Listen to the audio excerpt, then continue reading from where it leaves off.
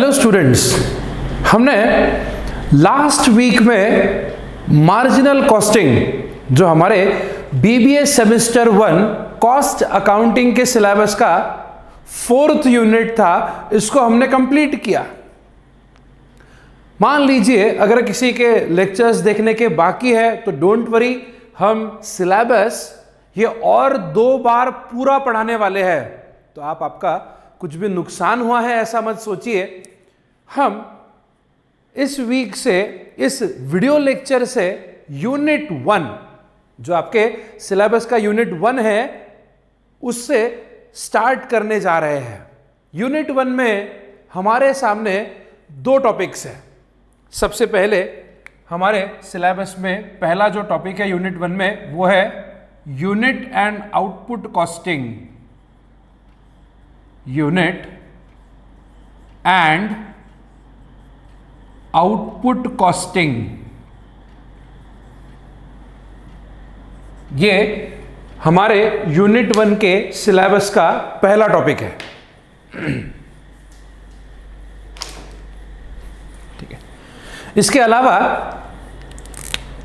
दूसरा जो टॉपिक है यूनिट 1 में, ठीक है, मैं बात कर रहा हूं आपके सिलेबस के यूनिट 1 की। ठीक है, फर्स्ट यूनिट में एक टॉपिक है यूनिट एंड आउटपुट कॉस्टिंग और दूसरा टॉपिक आपके यूनिट 1 के सिलेबस में है रिकंसिलिएशन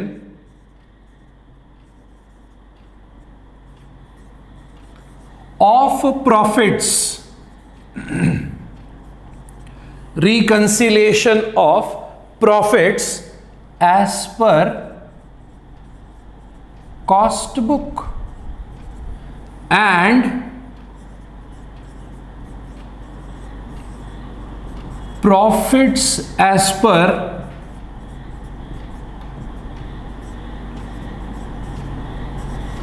फाइनेंशियल बुक। मतलब हम कॉस्ट बुक में कॉस्ट शीट बनाकर भी प्रॉफिट निकालते हैं, और जो स्टूडेंट्स ने 11th 12th कॉमर्स किया होगा वो बखूबी जानते हैं फाइनल अकाउंट्स, जिसमें ट्रेडिंग अकाउंट बनाना पड़ता है, प्रॉफिट एंड लॉस अकाउंट बनाना पड़ता है और बैलेंस शीट बनाई जाती है। वहां पर प्रॉफिट एंड लॉस अकाउंट से भी हमें क्या मिलते हैं? प्रॉफिट्स। और वो जो trading account, profit and loss account है, वो फाइनेंशियल बुक्स यानी फाइनेंशियल अकाउंटिंग के तहत निकाले जाते हैं। जिन्होंने 11th 12th कॉमर्स नहीं पढ़ा है, जो साइंस बैकग्राउंड से भी आए हैं बीबीए में, आपको भी कोई चिंता करने की आवश्यकता नहीं है।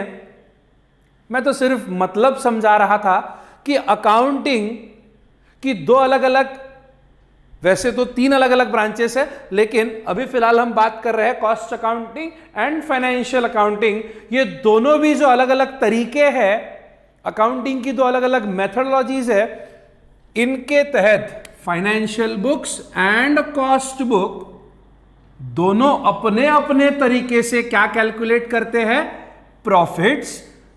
और इन दोनों के अपने अपने तरीके होने की वजह से दोनों के प्रॉफिट्स में होता है डिफरेंस। दोनों के प्रॉफिट में क्या होता है? डिफरेंस, अंतर। मतलब कॉस्ट बुक कुछ और प्रॉफिट बताएगा और फाइनेंशियल बुक कुछ और प्रॉफिट बताएगा, और दोनों के प्रॉफिट में क्या होगा? डिफरेंस होगा, अंतर होगा। और ये डिफरेंस का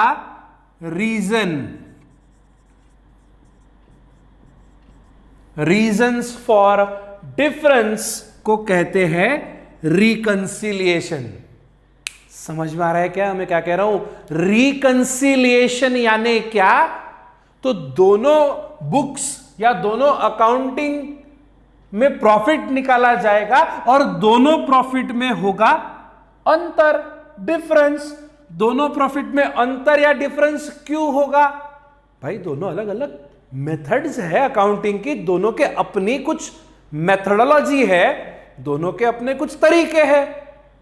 दोनों के तरीके अलग होने की वजह से प्रॉफिट में डिफरेंस आएगा, और वही डिफरेंस के रीजंस समझाना, एक स्टेटमेंट में लिख देना इज रिकंसिलिएशन। तो ऐसे दो टॉपिक हम यूनिट 1 में कवर करेंगे, एक यूनिट एंड आउटपुट कॉस्टिंग और दूसरा reconciliation of profits as per cost book and profits as per financial books. लेकिन आज हम सबसे पहले शुरुआत करेंगे पहले टॉपिक से, that is unit and output costing. तो सबसे पहले मैं ये यूनिट एंड आउटपुट कॉस्टिंग के बारे में बात करता हूं।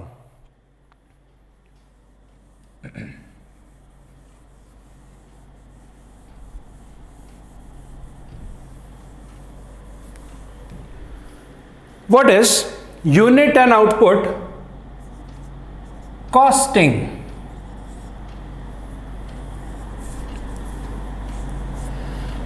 मैंने आपको प्रीवियस कुछ लेक्चर्स में एक ऐसा लेक्चर शेयर किया था जिसका हेडिंग था, नाम था इंट्रोडक्शन टू कॉस्ट अकाउंटिंग। अगर आपको याद होगा तो हमने एक लेक्चर आपके साथ शेयर किया था, उसमें क्या टॉपिक डिस्कस किया था हमने? Introduction to cost accounting. मैं वापस से उसी वीडियो के कुछ हाइलाइट्स आपको याद दिला दूं। इंट्रोडक्शन टू कॉस्ट अकाउंटिंग और यूनिट एंड आउटपुट कॉस्टिंग, इन दोनों का जिक्र मैं अभी इसलिए कर रहा हूं क्योंकि उस लेक्चर में मैंने आपको एक चीज सिखाई थी, समझाई थी, वो थी एलिमेंट्स ऑफ कॉस्ट। तो मैं उसको रिवाइज करने जा रहा हूं। हमने एक चीज पढ़ी थी, कौन सी? Elements of cost. Elements of cost. और उसके अलावा हमने कॉस्ट, इस वर्ड का क्या मतलब है सर? कॉस्ट यानी क्या? तो सरल भाषा में कॉस्ट यानी लागत। कॉस्ट यानी क्या? लागत। आज ये वीडियो लेक्चर बनाकर हम आपके साथ शेयर कर रहे हैं, तो वो फ्री में हो रहा होगा क्या? सर हम फीस पे कर रहे हैं। अरे आप तो फीस पे कर रहे हो बेटा, मेरा उस पे कंसंट्रेशन नहीं है। मेरा कंसंट्रेशन है कि हम ये जो वीडियो आपके लिए प्रोड्यूस कर रहे हैं, इस वीडियो को आपके लिए प्रोडक्शन करने के लिए कुछ कॉस्ट आ रही होगी, कुछ लागत लग रही होगी। जीसीसी ओमकार नगर, गंदेश कॉमर्स क्लासेस ओमकार नगर, ये एक इंस्टीट्यूट है जो क्या करता है? कॉमर्स एजुकेशन प्रोवाइड करता है। लेकिन ये कॉमर्स एजुकेशन प्रोवाइड करने के लिए जीसीसी ओमकार नगर को फैकल्टीज की आवश्यकता होती है, एडमिन की आवश्यकता होती है, ऑफिस की आवश्यकता होती है, नोट्स लाकर देना पड़ेगा फैकल्टी को, तभी तो फैकल्टी पढ़ाएंगे। सैलरी देना पड़ेगा, प्रीमाइसेस का रेंट पे करना पड़ेगा। ये सारे जो खर्चे एक ऑर्गेनाइजेशन, जीसीसी एक ऑर्गेनाइजेशन है, एक संस्था है, ये क्या करती है? वेरियस एक्सपेंसेस क्या करती है सर? ये करती है वेरियस एक्सपेंसेस। कौन? एक संस्था, एक ऑर्गेनाइजेशन क्या करती है? वेरियस एक्सपेंस करती है। तो इसे हम लिखेंगे various expenses incurred by A firm. Firm यानी संस्था, जीसीसी एक संस्था है, एक ऑर्गेनाइजेशन है, वो क्या करती है? वेरियस एक्सपेंसेस करती है। ऐसा कोई भी एक संस्था, कोई भी एक बिजनेस फर्म क्या करती है? वेरियस एक्सपेंसेस करती है। उन सारे एक्सपेंसेस को इकट्ठा हम कहते हैं कॉस्ट। आप आईफोन यूज करते हो, आप एंड्रॉइड मोबाइल, सैमसंग के मोबाइल, जियोमी आता है, उसका एमआई आता है, ये मोबाइल यूज करते हो। ये सारी मोबाइल कंपनियां मोबाइल बनाने के लिए क्या करती होगी? खर्चा करती होगी ना। आप कपड़े पहनते हो,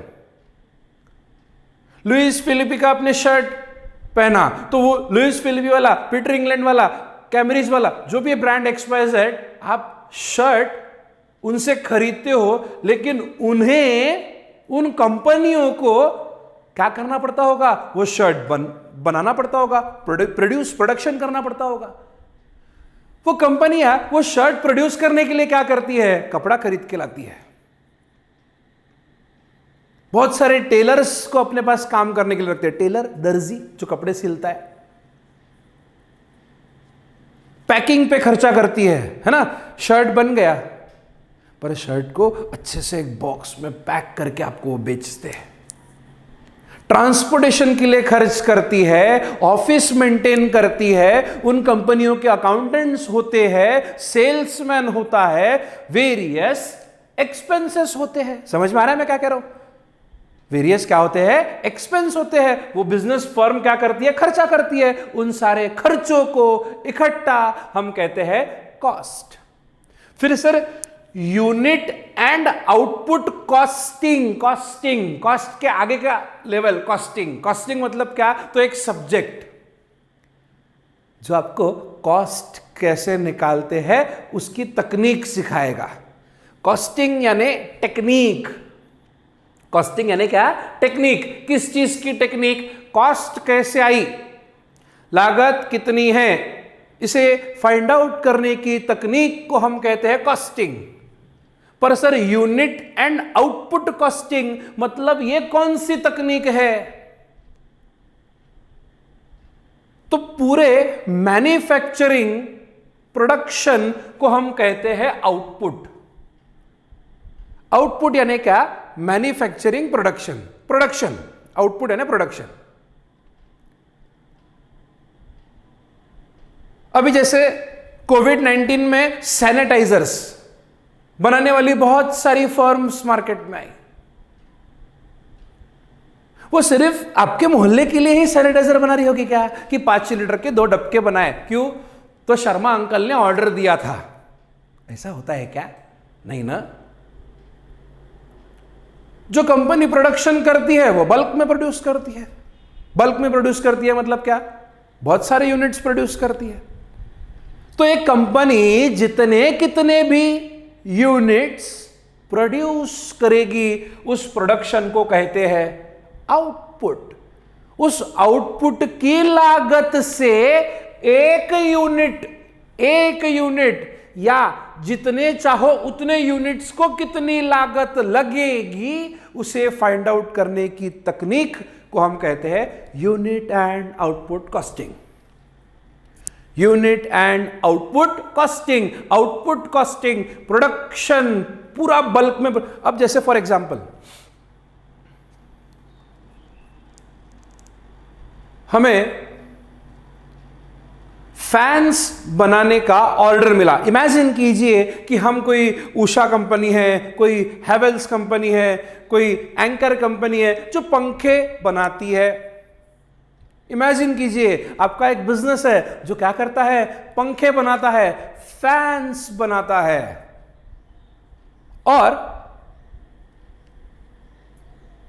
रेलवे मंत्रालय ने क्या किया? नया ऑर्डर निकाला, नया टेंडर निकाला कि इंडिया में जो भी सुपरफास्ट ट्रेनें हैं, सुपरफास्ट ट्रेन्स, उन सारे ट्रेन्स की बोगी में पंखे लगा देंगे।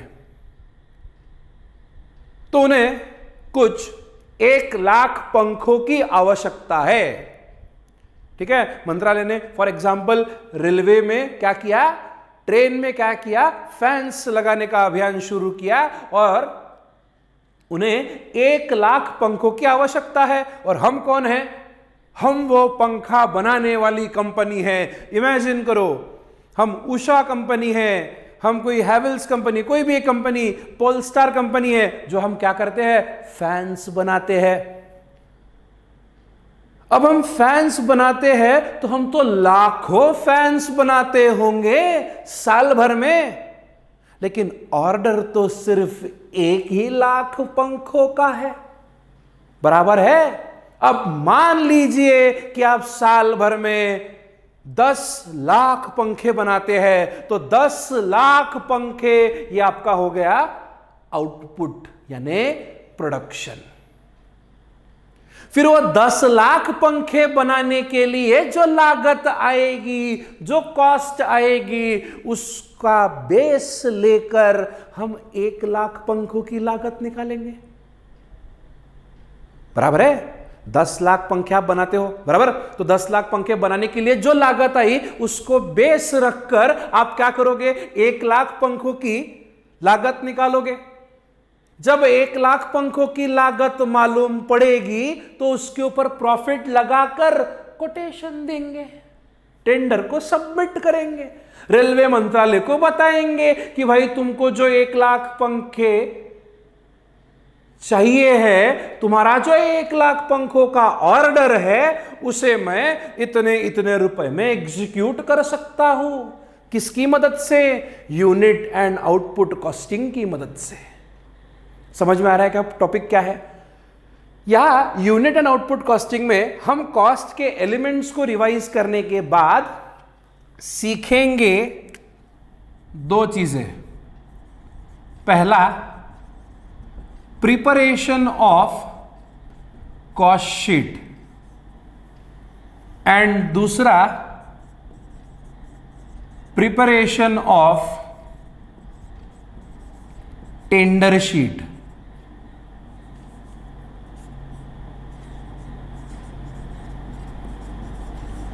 ठीक है?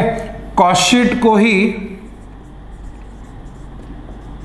स्टेटमेंट ऑफ कॉस्ट कहा जाता है, स्टेटमेंट ऑफ कॉस्ट, और टेंडर शीट को ही कहते हैं कोटेशन। क्या कहते हैं? कोटेशन। तो हमें ये 2 चीजें बनाते आनी चाहिए इस यूनिट को पढ़ने के बाद। ठीक है? तो ये यूनिट पढ़ने के पीछे का ऑब्जेक्ट क्या है? सर 2 चीजें बनाना आएगा। कौन सी 2 चीजें?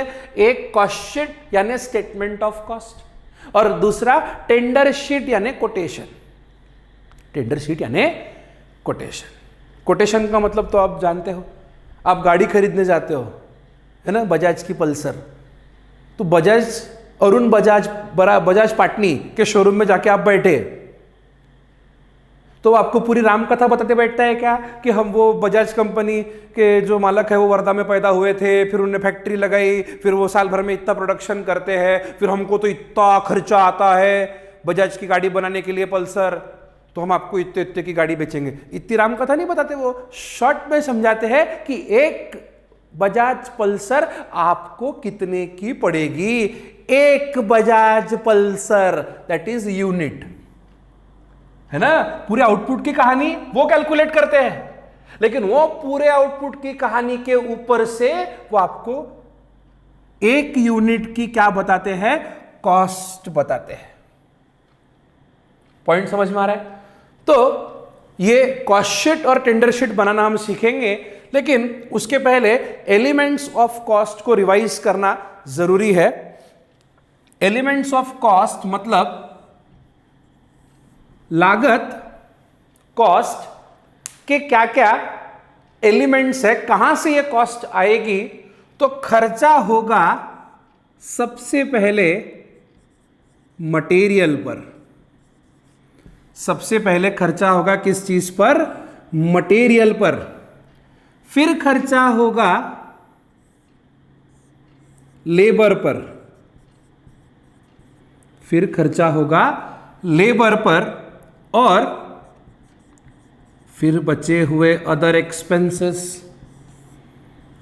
ऐसा कॉस्ट के कितने एलिमेंट्स? तो सर 3 एलिमेंट्स। ठीक है, आपको अभी भी कंफ्यूज हो रहा है कॉस्ट के बारे में? डोंट वरी, देखो एक छोटी सी और एक बात समझाता हूं। मान लीजिए 100 रुपए खर्च हुए किसी चीज को बनाने के लिए, 100 रुपए खर्च हुए किसी चीज को बनाने के लिए, और उस पर 20 रुपए हमने जोड़ दिया प्रॉफिट, तो मैं कितने में उस चीज को बेचूंगा?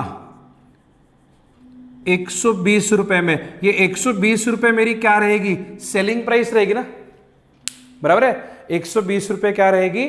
Selling price. मतलब 120 रुपए में अगर मैं कोई चीज बेच रहा हूं और अगर उसके अंदर 20 रुपए मुझे मुनाफा है, प्रॉफिट है, तो मुझे वो चीज कितने की पड़ी? 100 रुपए की पड़ी। This 100 rupees is called as cost. Simple simple. ये तो आपने 8वीं 9वीं 10वीं में भी पढ़ा है कि नहीं, कि अगर मैं किसी चीज को 120 रुपए में बेचता हूं और अगर 20 रुपए उसके अंदर मेरा मुनाफा है, मेरा प्रॉफिट है, तो वो चीज की लागत कितनी? 100 रुपए वो मेरी लागत होगी, वो 100 रुपए मेरी क्या रहेगी? कॉस्ट। अब वो आपका तरीका जो था, अब उसके डेप्थ में जाते हैं कि सर वो जो 100 रुपए की लागत है उसकी शुरुआत कहां से हुई, कहां से खर्च होना शुरू हुआ? तो सबसे पहले खर्चा किया मटेरियल पर। सबसे पहले खर्चा किस पे करोगे? मटेरियल पर। कपड़ा, शर्ट बनाना है तो कपड़ा लगेगा, फर्नीचर बनाना है तो लकड़ा लगेगा, बराबर है कि नहीं? कोई भी चीज बनानी है तो पहले जरूरत होती है किसकी? Raw material. तो सबसे पहले खर्च किस पे होता है? मटेरियल पे खर्च होता है। फिर मटेरियल ये आगे जाकर 2 प्रकार का होता है। मटेरियल कितने प्रकार का? सर 2 प्रकार का। कौन से 2 प्रकार? Direct material and indirect material.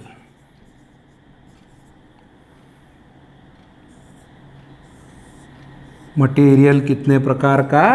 Material 2 प्रकार का। कौन से 2 प्रकार? डायरेक्ट मटेरियल और indirect material. Sir direct material क्या होता है और इनडायरेक्ट मटेरियल क्या होता है?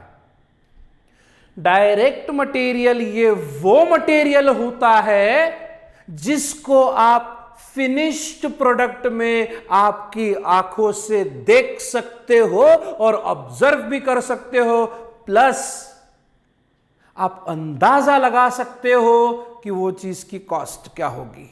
जैसे फॉर एग्जांपल, अगर आपने किसी टेबल या चेयर को देखा तो आपको अंदाजा आएगा ना कि उसमें कितने रुपए का प्लाई लगा है। बिल्कुल आएगा सर। अगर आपने कोई शर्ट को देखा तो आपको एक अंदाजा आएगा कि उसके कपड़े पर कितने खर्च हुए होंगे। कॉटन का शर्ट होगा तो उसके अकॉर्डिंगली खर्चा लगा होगा, टेरिकॉट का शर्ट होगा उसके अकॉर्डिंगली खर्च होगा, लेनिन का होगा तो उसके अकॉर्डिंगली लागत लगी होगी। समझ में आ रहा है कि नहीं? But you can observe that into finish product. Material जिसको हम फिनिश प्रोडक्ट में ऑब्जर्व कर सकते हैं वो सारा का सारा क्या होता है? सर डायरेक्ट मटेरियल होता है। इसके बहुत सारे एग्जाम्पल्स है। कार में लोहा, कार दिखती है, लोहा लगता है, बराबर है कि नहीं? लकड़े की कार बनती है? नहीं सर, लोहे की बनती है। स्टील, तो स्टील उसके लिए क्या है? डायरेक्ट मटेरियल है। बिना इंजन के कार बनेगी क्या? नहीं। तो इंजन पे लगने वाली लागत कौन सी लागत है? डायरेक्ट मटेरियल सर, डायरेक्ट खर्चा है। समझ में आ रहा है कि नहीं? कोई प्लास्टिक का प्रोडक्ट है, जैसे फॉर एग्जाम्पल आपने घर पर बकेट लेकर आए, बकेट प्लास्टिक की बकेट में पॉलीमर ये रॉ मटेरियल होता है। कोई भी प्लास्टिक या फाइबर की चीज जब बनती है तो पॉलीमर से बनती है, मतलब प्लास्टिक का जो रॉ मटेरियल है। प्लास्टिक भी बोल सकते हो, आपको उतना भी चलेगा, आपने कौन सा साइंस पढ़ना है। तो बकेट बनाने के लिए प्लास्टिक की आवश्यकता हुई ना, वो उसका क्या है? रॉ मटेरियल है। समझ में आ रहा है क्या? कोई भी चीज बनाने के लिए जरूरत पड़ती है मटेरियल की, और raw material is direct material, मतलब which we can observe in finish product. लेकिन कुछ मटेरियल ऐसा भी होता है जो फिनिश प्रोडक्ट में होता तो है but we can not observe it in the finish product, और अगर कभी ऑब्जर्व कर भी लिया तो उसकी कॉस्ट ये निग्लिजिबल होती है। जैसे शर्ट के केस में बटन होती है, लेकिन वो बटन महंगी हो गई तो शर्ट महंगा होगा, ऐसी बात नहीं है ना। शर्ट का कपड़ा महंगा हो गया फिर तो शर्ट महंगा होना ही है। तो कपड़ा ये डायरेक्ट मटेरियल, लेकिन बटन इनडायरेक्ट मटेरियल। फर्नीचर के केस में माइका, प्लाई, स्टील की जो बॉडी है, ये सारा डायरेक्ट मटेरियल। रिपीट करो, क्या क्या बोला मैंने? प्लाई, माइका, लोहे का जो स्टैंड होता है जिसके ऊपर वो फर्नीचर होता है, जैसे टेबल बेंचेस, ये सारा का सारा क्या है? Direct material. लेकिन कभी तो भी फेविकॉल भी तो लगा होगा, वो माइका चिपकाने के लिए सेलो टेप भी तो चिपकाई होगी, वो भी तो मटेरियल है। लेकिन वो कौन सा मटेरियल है सर? वो इनडायरेक्ट मटेरियल है। कौन सा मटेरियल है? इनडायरेक्ट मटेरियल है। तो डायरेक्ट मटेरियल जिसको आप फिनिश प्रोडक्ट में ऑब्जर्व कर सकते हो, और इनडायरेक्ट मटेरियल जिसको हम फिनिश प्रोडक्ट में ऑब्जर्व नहीं कर सकते, कर भी लिया ऑब्जर्व तो उसकी कॉस्ट कैसी होती है? निग्लिजिबल होती है। नेक्स्ट लेक्चर में मैं डिटेल इसके ऊपर थियोरी भी लिखाने वाला हूं, क्योंकि ये क्वेश्चन एग्जाम में आता ही है। एलिमेंट्स ऑफ कॉस्ट आता ही है, ठीक है। तो अगला जो लेक्चर रहेगा वो इसके ऊपर डिटेल आपको स्क्रीन पर थ्योरी लिखकर मिलेगी, उसको आपको आपके रजिस्टर में लिखकर निकालना रहेगा। आज सिर्फ समझने का काम करो, ठीक है। लेबर, आगे जाता हूं, अगली चीज है labour.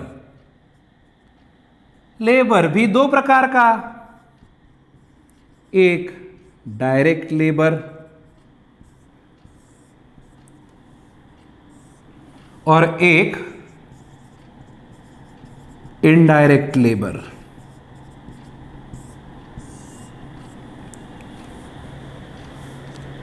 What is direct labor and what is indirect labor?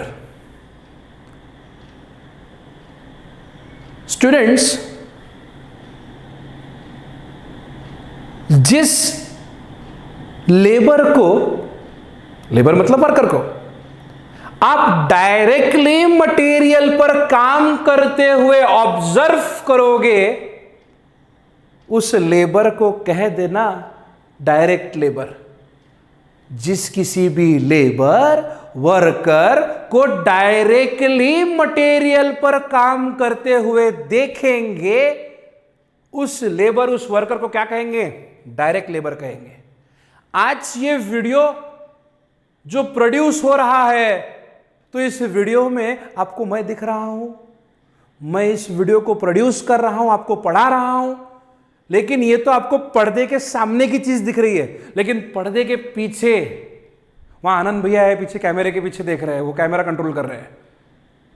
वहां ऑफिस में आशीष सर बैठे हैं, वो पूरा एडमिन संभाल रहे हैं। वो एप्लीकेशन जिसके माध्यम से आप ये वीडियो को देख रहे हो, वो उस पर भी काम कर रहे हैं।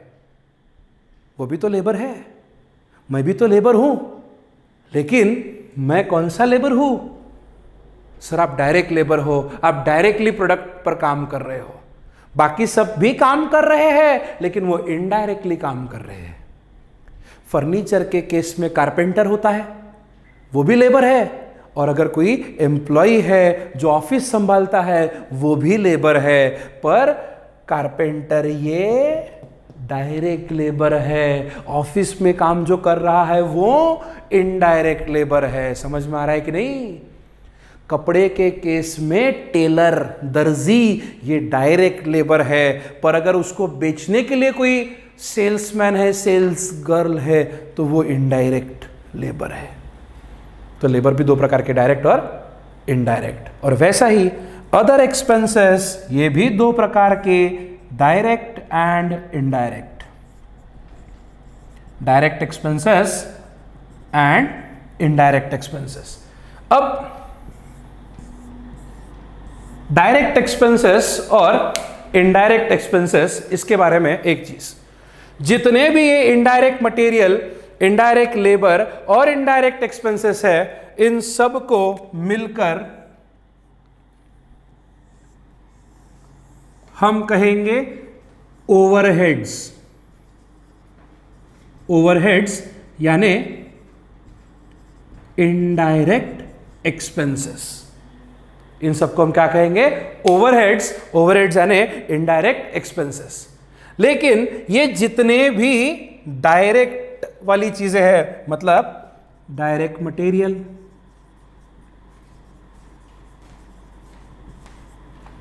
Direct labour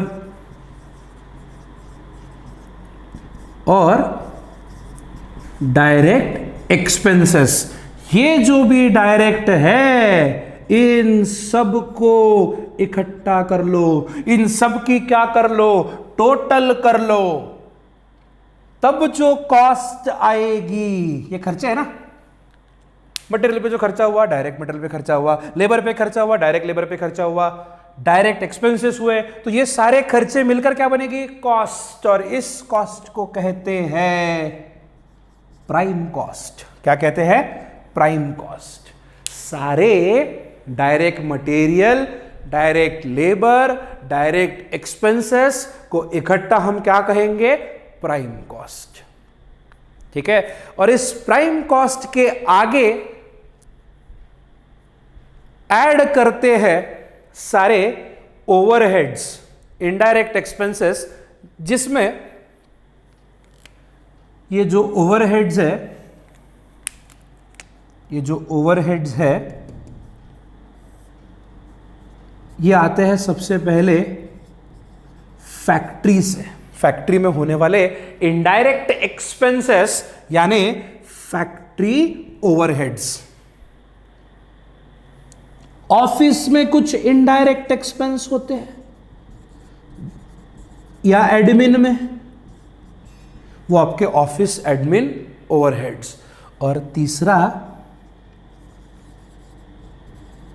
selling distribution overheads, मतलब इनडायरेक्ट एक्सपेंसेस। तो ओवरहेड्स ये 3 जगहों से आते हैं। कहां से, फैक्ट्री से, ऑफिस एडमिनिस्ट्रेशन डिपार्टमेंट से, और सेलिंग डिपार्टमेंट, गुड्स को बेचने के लिए जो खर्चा करते हो कि नहीं, वो सारा आपका सेलिंग डिस्ट्रीब्यूशन ओवरहेड्स। ओवरहेड्स यानी इनडायरेक्ट एक्सपेंसेस, ओवरहेड्स यानी क्या, इनडायरेक्ट एक्सपेंसेस। तो ये अगर किसी ने पहले नोट नहीं किया होगा तो ये फटाफट से आपके पास नोट कर ले। नेक्स्ट लेक्चर में हम डिटेल इसकी थ्योरी लिखेंगे और कॉस्ट शीट का फॉर्मेट भी देखेंगे। ठीक है। Thank you students.